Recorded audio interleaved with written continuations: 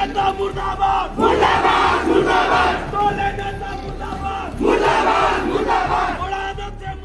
September রবিবার নেপালের তৎকালীন প্রধানমন্ত্রী কেপি শর্মা তরুণ বিক্ষোভকারীদের নিয়ে উপহাস করেছিলেন। পরদিন 8 সেপ্টেম্বর দুর্নীতি ও স্বজনপ্রীতির বিরুদ্ধে রাজধানীর কাঠমান্ডুতে একটি বড় আন্দোলনের পরিকল্পনা করছিল তরুণরা। কেপি শর্মা সেদিন বলেছিলেন, বিক্ষোভকারীরা বিশ্বাস করতে শুরু করেছে যে জেনজি পরিচয়ে যা ইচ্ছা তাই করতে পারবে তারা।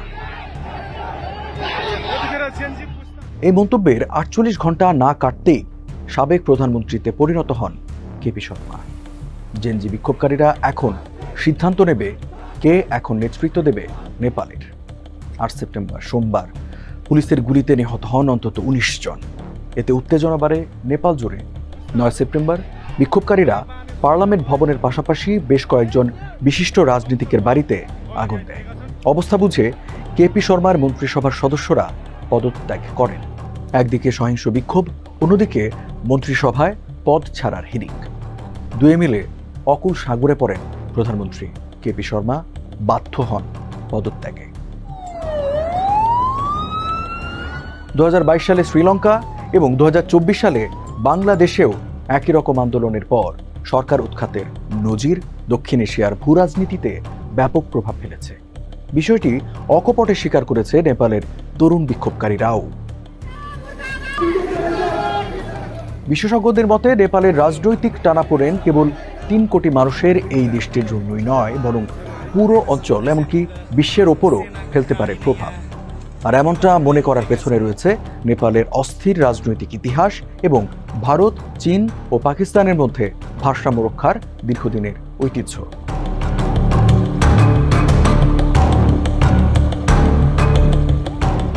দুর্নীতি ও স্বজনপ্রীতির প্রতিবাদে 8 সেপ্টেম্বর হাজার হাজার তরুণ-তরুণী নেমে আসে কাঠমান্ডুর রাস্তায়। সামাজিক যোগাযোগ প্ল্যাটফর্মের উপর সরকারের নিষেধাজ্ঞা তাদের ক্ষোভকে আরও বাড়িয়ে তোলে। কিছু বিক্ষোভকারী ব্যারিকেড ভেঙে পার্লামেন্টে ঢুকে পড়লে নিরাপত্তা বাহিনী গুলি, কাঁদানে গ্যাসের শেল এবং জলকামান নিক্ষেপ করে। এতে নিহত হন কমপক্ষে 19 জন। এ ঘটনা দেশজুড়ে তরুণদের মধ্যে জ্বলতে থাকা আগুনে ঘি ঢালে। 9 সেপ্টেম্বর আরও সহিংস হয়ে ওঠে বিক্ষোভ। রাজনীতিবিদদের বাড়িঘর এবং রাজনৈতিক দলগুলোর অফিস ভাঙচুর করে ধরিয়ে দেওয়া হয় আগুন। বাদ পড়েনি নেপালের সবচেয়ে বড় মিডিয়া হাউস কান্তিপুর পাবলিকেশনসের ভবনও। বিকেল নাগাদ পদত্যাগের ঘোষণা দেন প্রধানমন্ত্রী কেপি শর্মা ওলি। তবে নতুন নির্বাচন, তার আগে অন্তর্বর্তী সরকার গঠন এবং 8 সেপ্টেম্বর যারা গুলি চালিয়েছেন তাদের বিচারের নতুন দাবি তোলে জেনজি বিক্ষোভকারীরা। এর মধ্যেই রাস্তায় নামে সেনাবাহিনী, কাঠমান্ডুতে জারি হয় কারফিউ। পর্যবেক্ষকরা বলছেন, সোশ্যাল মিডিয়ার ওপর নিষেধাজ্ঞা বিক্ষোভকে ত্বরান্বিত করলেও জেনজির আন্দোলন আসলে বহু বছরের জমে থাকা ক্ষোভের ফল। কাঠমান্ডু ভিত্তিক অনুসন্ধানী সাংবাদিক রজনীশ ভান্ডারী বলেন, বিক্ষোভগুলো শাসকদের দুর্নীতি, স্বজনপ্রীতি এবং তাদের বাজে শাসনের বিরুদ্ধে জমতে থাকা হতাশার বহিঃপ্রকাশ। এটি প্রমাণ করে যে নেপালি তরুণরা এমন শাসকের প্রতি ক্ষুব্ধ যারা তাদের দাবিকে উপেক্ষা করেছে, সংলাপে আসেনি, উল্টো অহংকার দেখিয়েছে। কাঠমান্ডু নাগরিক ও অধিকার কর্মী আশীর্বাদ ত্রিপাঠী বলেন, বিক্ষোভ একদিনে শুরু হয়নি। রাজনৈতিক নেতাদের ক্ষমতার অপব্যবহার ও দুর্নীতি তৈরি করেছে এই পরিস্থিতি। 3 প্রধান দলের প্রবীণ নেতাদের প্রতি দীর্ঘদিনের ক্ষোভও এতে জড়িত, যারা কেবল প্রধানমন্ত্রীর আসন নিয়ে মিউজিক্যাল চেয়ার খেলেছেন।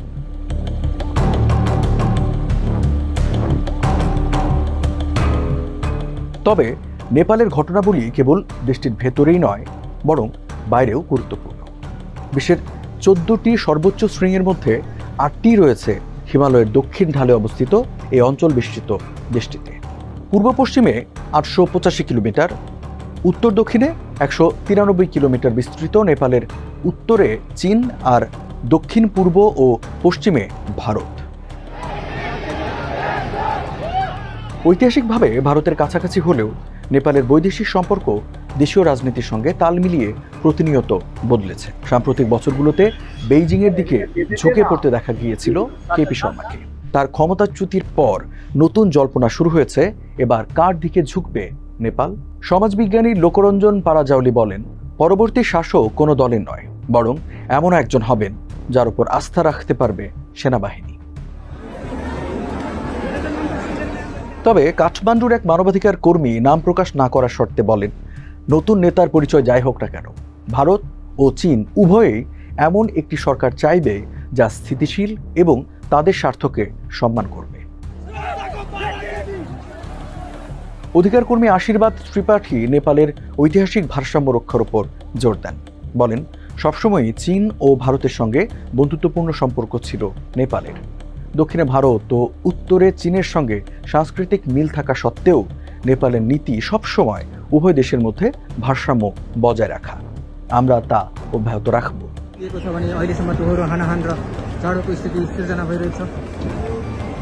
प्रहरीले अझै पनि युवाहरूमाथि गोली हानिरहेको छ, अश्रु ग्यास हानिरहेको छ। अब यो आन्दोलन अझै चर्कने